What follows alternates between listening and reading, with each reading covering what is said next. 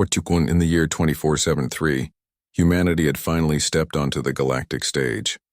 For centuries, Earth had been alone in the dark, watching the stars with wonder but no way to reach them.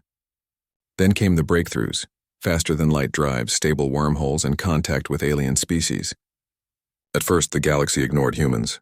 They were seen as young, loud, and unimportant. But over time, human colonies spread across nearby systems. Their ships grew stronger. Their voices grew louder. And eventually, the Galactic Concord, the great alliance of alien civilizations, granted Earth provisional membership. The Concord was ruled by the Zenthari Empire, an ancient and proud race with skin like polished obsidian and eyes that glowed faintly in the dark. Their emperor, Korath the Unbroken, had ruled for over 200 years. He had crushed rebellions, expanded borders, and never once bowed to another power. To him, humans were little more than clever animals, useful for labor, perhaps but not equals.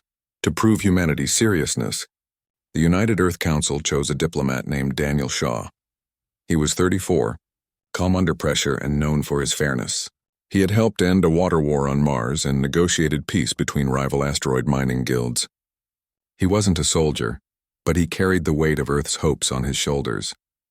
Daniel traveled alone to Velos, the Zenthari capital world. The city of Zalthor rose like a forest of black crystal towers, humming with energy and guarded by silent drones. He was met by Imperial officials who barely looked at him. They led him through corridors lined with statues of past emperors, each one taller and more imposing than the last.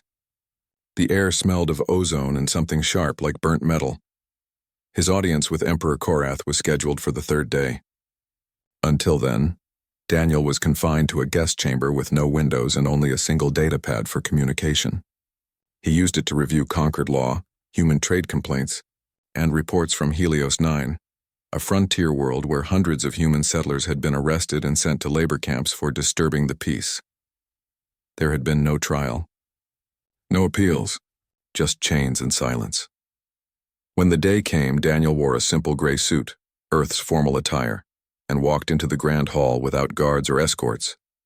The hall was vast, lit by floating orbs of blue light. At the far end, seated on a throne carved from a single meteorite, was Emperor Korath. He was taller than any human, his long fingers resting on the arms of his seat, his expression unreadable. "Daniel Shaw of Earth," Korath said, his voice deep and smooth, like stone sliding over stone. "You have been granted this audience as a courtesy. Speak quickly. My time is not for hatchlings."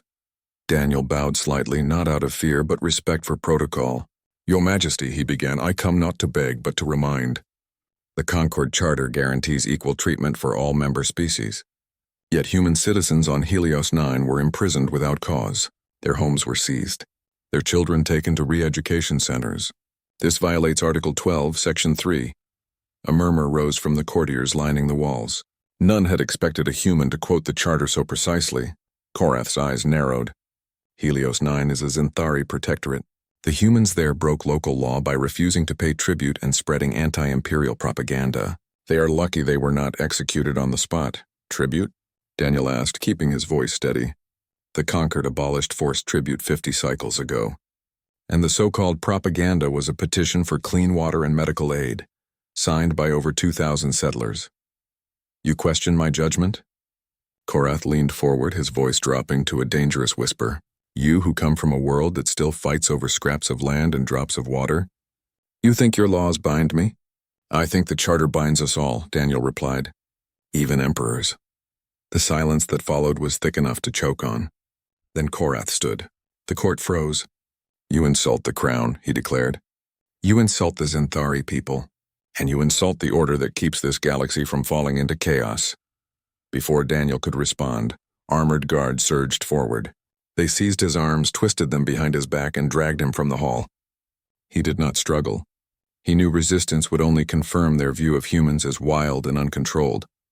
He was thrown into a holding cell beneath the spire. No lawyer. No translator. Just cold metal walls and the hum of distant machinery. Through a narrow grate in the ceiling, he could see a sliver of Velos's twin moons. That night, a guard brought him a final meal, bland paste and water. Daniel didn't eat. Instead, he activated his wristcom, knowing it would be monitored but hoping his words might still get through. He recorded a short message. "If you're hearing this," he said softly, "then I'm already gone. Tell Earth I did my best. Tell them not to mourn me, but to remember. Remember that we stood tall even when they tried to break us. And tell them, we are not hatchlings. We are humans." He ended the transmission just as the cell door hissed open. 2 executioners entered, clad in black armor carrying neural rods. They didn't speak. They didn't need to. Outside in the Grand Plaza, a crowd had gathered. Millions more watched through live feeds across the galaxy. The Zenthari wanted this to be a lesson. A warning. A reminder of who held power. Daniel was led to the center of the plaza. His hands were bound. His face was calm. When the executioner raised the rod, Daniel looked not at the weapon but at the sky, toward the stars, toward home. The rod touched his neck. Light flared. His body went still. He fell without a sound. The broadcast cut to black. Then, across every human world, from Earth to Titan to the outer colonies, a single message appeared on every screen, repeating in every language. Daniel Shaw is dead, killed by the Zenthari Empire. On Earth, in a quiet apartment in New Chicago, a young woman named Mia Carter stared at the screen, tears streaming down her face. She had trained with Daniel at the Diplomatic Academy. They had shared coffee, dreams, and late-night debates about justice. Now he was gone. And somewhere deep in the United Earth Council chambers, Defense Minister Carl Briggs closed his eyes and whispered, "They just made a terrible mistake." The galaxy held its breath. Humanity did not. They began to move. Part 2. The news of Daniel Shaw's death spread faster than any ship could fly. Within minutes, every human colony, station, and outpost knew what had happened. On Earth, the streets filled with people. They did not shout. They did not break things. They stood in silence, holding candles, photos, or nothing at all. In Neo Delhi, a child placed a single white flower at the base of the Unity Monument. In Luna Prime, miners turned off their drills and stood still for 10 full minutes. Even on Mars, where dust storms howled across the red plains, the domed cities fell quiet. Inside the United Earth Council chambers, the mood was different. Anger boiled beneath the surface. Council members argued in hushed but sharp voices. Some wanted to send a formal protest to the Galactic Concord. Others demanded immediate sanctions. But Carl Briggs, the defense minister, sat quietly at the far end of the table, his hands folded, his face unreadable. Lena Ortiz, the youngest counselor ever elected, stood up. She was not a soldier. She had spent most of her life studying stars and building telescopes. But she had also grown up hearing stories of Earth's wars, how silence had often been mistaken for weakness. "We cannot just send words," she said. "Words got Daniel killed. If we send more, they will think we are begging." "And what would you have us do?" asked Counselor Ellis, an older man with tired eyes. "Declare war on the Zenthari Empire? They have thousands of ships. We have a few dozen. We don't need thousands," Lena replied. "We just need one message they cannot ignore." Carl finally spoke. His voice was low but firm. "For the past 20 years, we've been building something in secret. Not an army, not a fleet for invasion, but a tool, a scalpel, not a hammer. It's ready." A murmur ran through the room.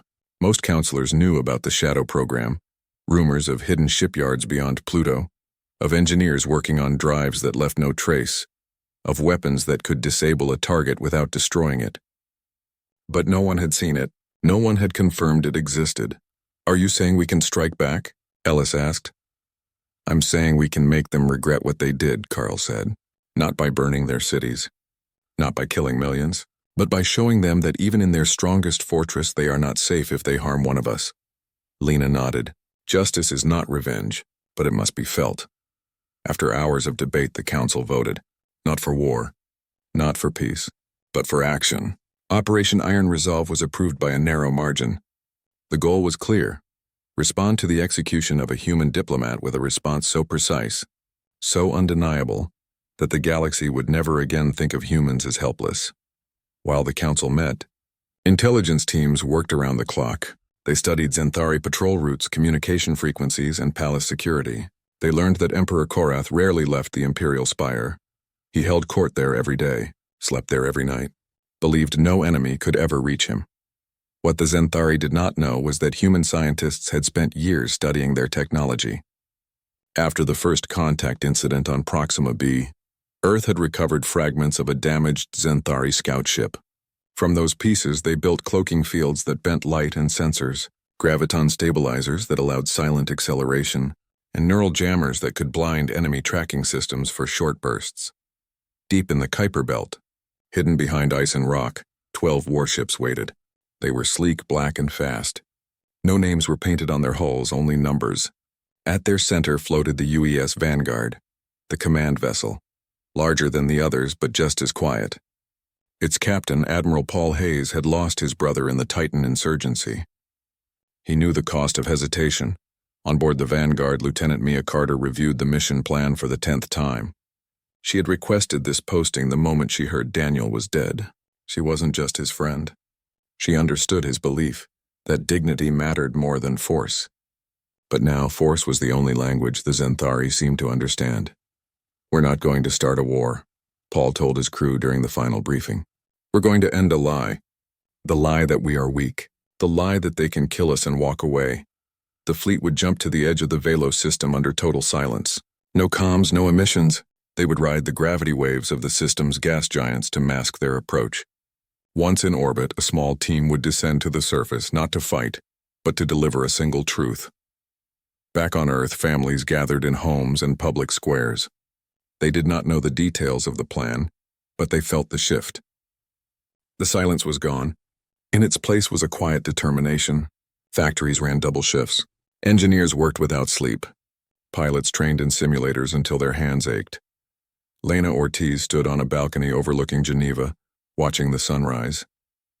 She thought of Daniel. He had once told her that diplomacy only worked when both sides believed the other could fight. "If they think you'll never swing a fist," he'd said, "they'll keep slapping you forever." Now humanity was ready to swing, not wildly, but with purpose. Mia recorded a short message before departure. She didn't send it. She just saved it in her personal log. "If I don't come back," she whispered, "tell them we did it for Daniel. Tell them we remembered." The engines of the Shadow Fleet powered up. No fanfare, no speeches, just a soft hum that vanished into the void. As the first ship folded space and disappeared, Earth held its breath again, but this time not in fear, in hope. And far away on Velos, Emperor Korath sat on his throne, unaware that the galaxy was about to change. He still believed humans were hatchlings. He did not know they had grown claws. Part 3. The Shadow Fleet moved like a whisper through the dark. 12 ships, black as void, slipped out of folded space at the edge of the Velos system. No alarm sounded. No patrol drones turned toward them. They were ghosts, riding the silent currents of gravity between the gas giants Zorath and Morel. Their engines emitted no heat. Their hulls reflected no light. To the Zenthari sensors, they simply did not exist. Aboard the UES Vanguard, Admiral Paul Hayes stood on the command deck, arms crossed, eyes fixed on the main display. The screen showed the Zenthari homeworld, swirling clouds of violet and gold ringed by orbital stations and defense platforms. Each one bristled with weapons, scanners, and fighter bays. On paper, it was impossible to get close, but Paul knew paper did not account for human ingenuity. "Status," he said, voice low. "All ships report green," replied Mia Carter from the tactical station. Her fingers danced over the console, adjusting course corrections and sensor dampeners. "We're riding Zorath's magneto-tail. Should stay hidden for another 3 hours." Paul nodded. 3 hours was all they needed. The plan was tight, fragile, and perfect. They would not fire a single shot unless forced. They would not announce their presence. They would strike like a shadow at noon, gone before anyone saw it move. Deep in the ship's belly, 6 operatives suited up in matte black infiltration armor. Their leader was Major Ryan Cole, a quiet man with sharp eyes and a reputation for getting in and out without a trace.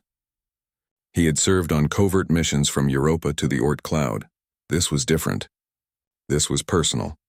Each operative carried minimal gear, a neural disruptor, a short-range comms unit, a breaching charge no larger than a coin, and a single human flag, folded neatly in a chest pouch. No weapons for killing, only tools for precision. Ryan checked his team one last time. "Remember," he said, "we are not here to fight. We are here to deliver a message." In and out, clean, silent. They boarded the drop pods, small unpowered capsules designed to drift down on thermal currents, mimicking space debris. The pods would detach from the Vanguard once it reached high orbit, then glide silently toward the Imperial spire. Back on the bridge, tension hung thick in the air. Every second counted, every breath mattered. Mia watched the Zenthari patrol patterns on her screen. Their routines were predictable, clockwork precision unchanged for decades. That was their weakness. They believed no one could reach them, so they stopped looking. "Orbital defense grid is cycling," she reported. "Blind spot opens in 42 seconds. Mark it," Paul said. The Vanguard shifted course by less than a degree, slipping into the narrow gap between sensor sweeps. For 17 seconds they were invisible. Then the gap closed, but it was enough. "Drop pods away," Mia announced. 6 dark shapes peeled off the Vanguard's underbelly and began their slow fall toward the planet. Inside each pod, the operatives lay still, hearts steady, minds focused. Ryan thought of Daniel Shaw. He had never met him, but he had read his reports, studied his words. Daniel had tried to speak reason to a stone wall. Now Ryan would speak in a language the wall understood. The descent took 20 minutes. The pods entered the upper atmosphere without burning, cooled by heat-dispersing gel and shaped to scatter radar. They landed on the roof of the Imperial Spire just after midnight local time. The surface was smooth obsidian, cold to the touch. No guards, no cameras. The Zenthari never imagined anyone could land here. Ryan tapped his wrist. The team moved as one. They attached micro-clamps to the edge of the roof and rappelled down the side of the tower, 50 stories in total. Their boots made no sound. Their suits absorbed all light. They passed windows where courtiers slept unaware. At the 48th floor, they found the service entrance to the throne room corridor. Ryan placed the breaching charge. It hissed softly, melting through the lock without noise or flash. The door slid open.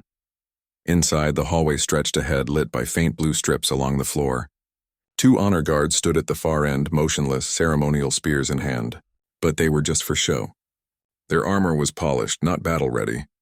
Their eyes were half-lidded with boredom. Ryan signaled. 2 operatives peeled off, moving like smoke.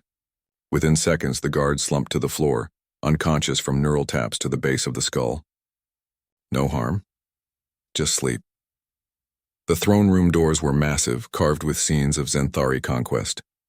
Ryan placed his palm on the control panel. The system recognized no threat, just another internal access request. The doors parted. Emperor Korath sat alone. He was not sleeping, not reading. He was staring at a star map projected above his throne, his long fingers tracing the edges of human-controlled systems. Perhaps he was planning the next move. Perhaps he was already thinking of how to punish Earth further. He did not hear the team enter. He did not sense their presence until Ryan stood 10 feet from the throne. Korath turned slowly. His glowing eyes narrowed. "Who dares?" Ryan did not let him finish. He raised the neural disruptor, a small cylinder no bigger than a pen. It emitted a pulse tuned to Zenthari biology. 1 pulse. 1 second, Korath gasped. His hand flew to his chest. His eyes widened in shock, then confusion, then nothing.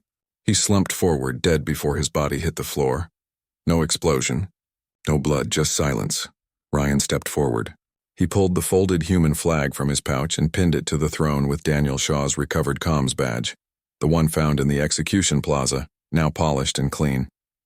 The flag was simple, dark blue with a white circle in the center, Earth symbol. Then he turned.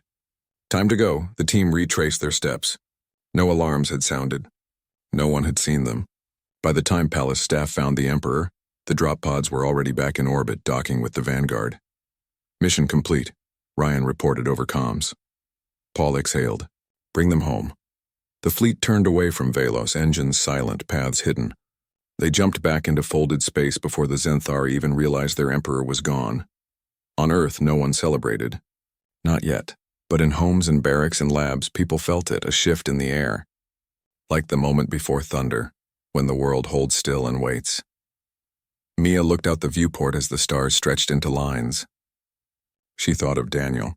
She thought of the flag on that alien throne. And for the first time since his death, she smiled. They had not started a war. They had ended a myth. The myth that humans would not fight back. The myth that their lives meant nothing. Now the galaxy would learn the truth. Fall. The silence in the Imperial Spire lasted only 17 minutes. A junior aide bringing morning scrolls to the throne room found Emperor Korath slumped forward, eyes open, hands cold. The human flag fluttered slightly in the air current from the ventilation shaft. The comms badge pinned to the fabric gleamed under the blue light.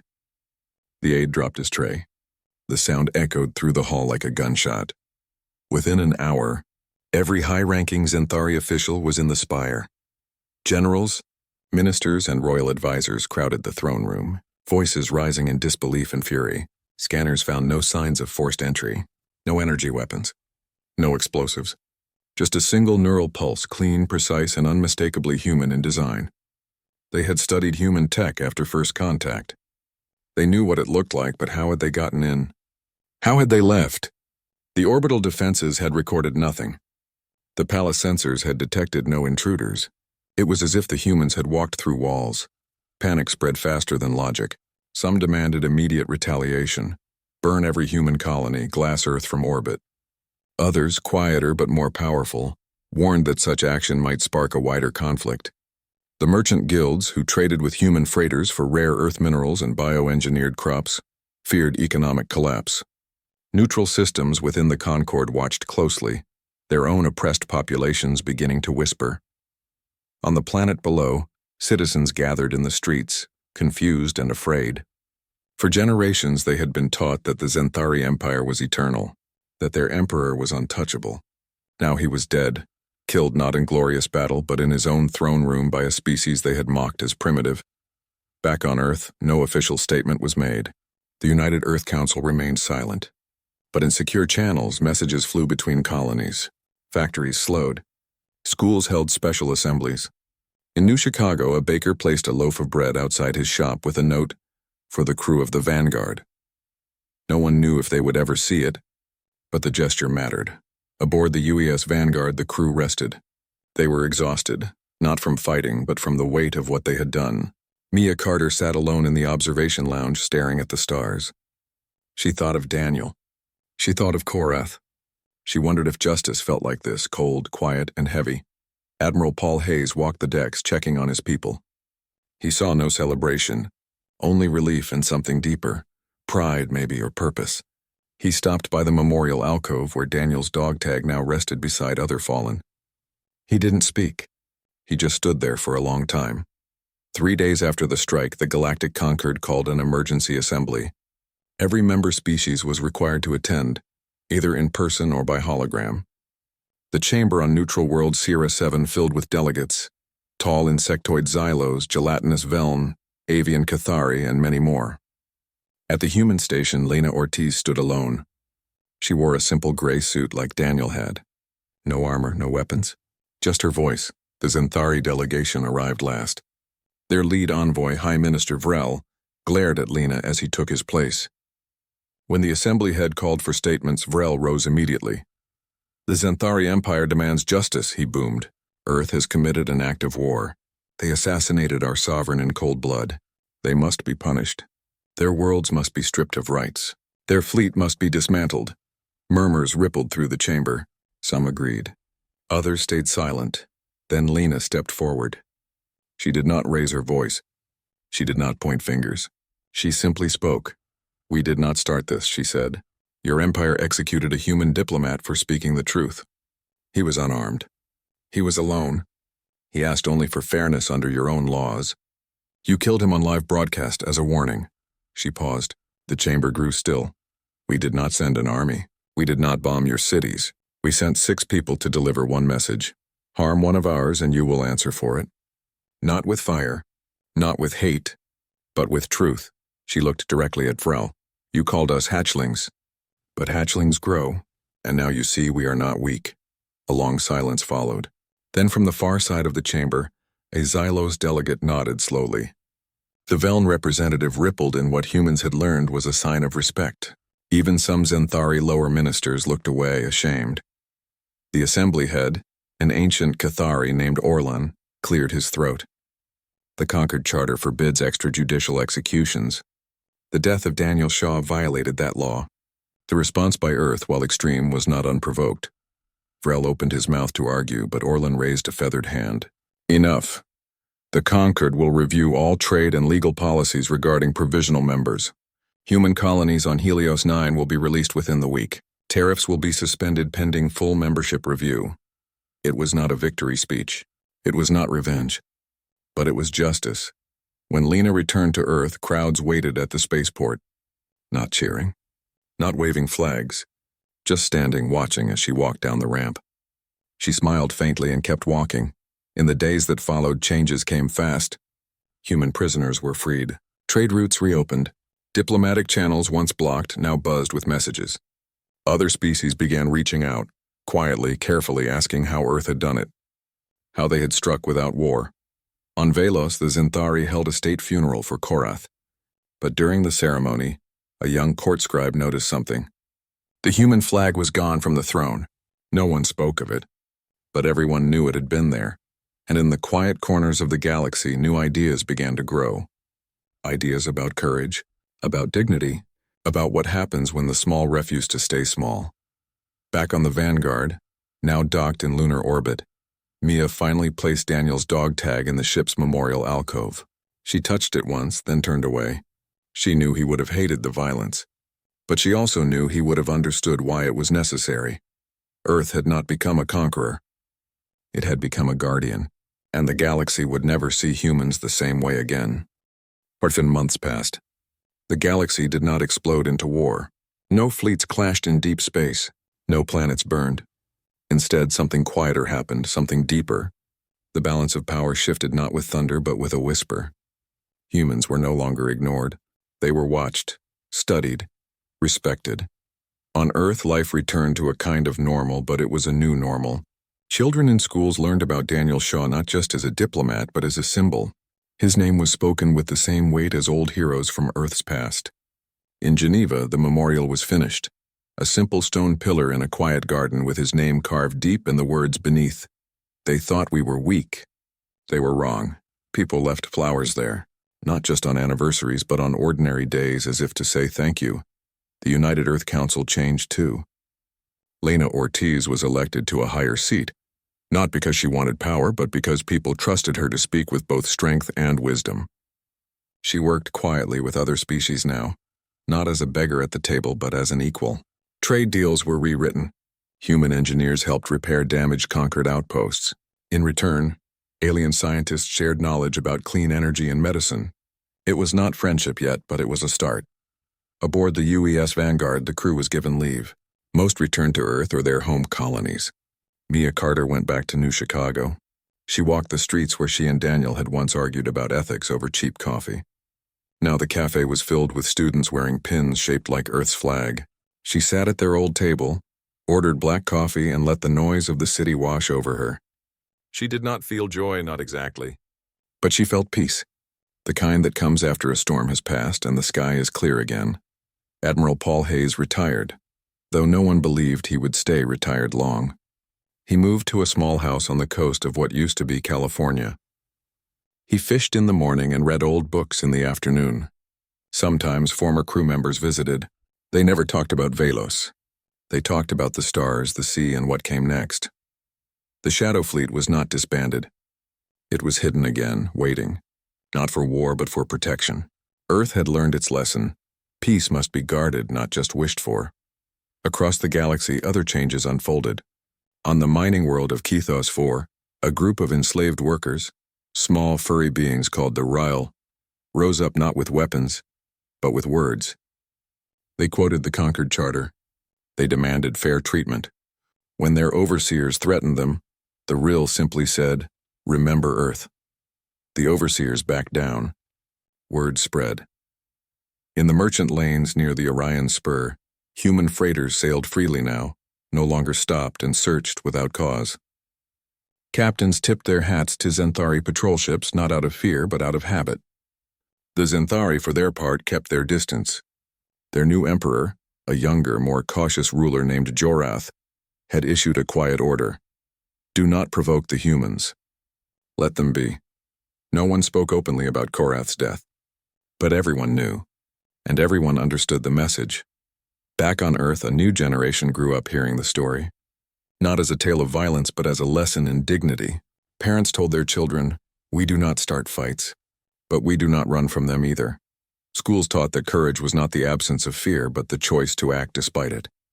One evening, Mia stood at the Geneva Memorial. The sun was setting, painting the stone in gold. A young boy, no older than 8, stood beside her holding a single white flower. He looked up at her. Was he really brave? The boy asked. Mia knelt.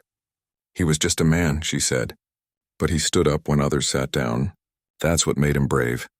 The boy placed the flower at the base of the pillar and walked away. Mia stayed a while longer, watching the light fade. Far above, in lunar orbit, the Vanguard sat silent. Its engines were cold, its weapons powered down, but its crew was ready. Not for revenge, not for glory, but for the next time someone forgot what humanity stood for. The galaxy was vast, full of old empires and ancient grudges. But now in one small corner of it, a new truth had taken root. Humans were not hatchlings. They were not slaves. They were not beggars.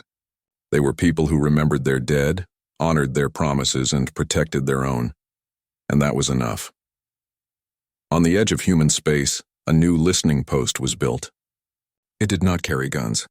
It carried voices, broadcasts in 100 languages, sharing stories, music, science, and hope. The message was simple. We are here. We are human, and we will not be erased. In time, other species began sending their own signals back. Not demands, not threats, just greetings, questions, curiosity. The galaxy had not become kind overnight, but it had become careful. And sometimes that was the first step toward peace.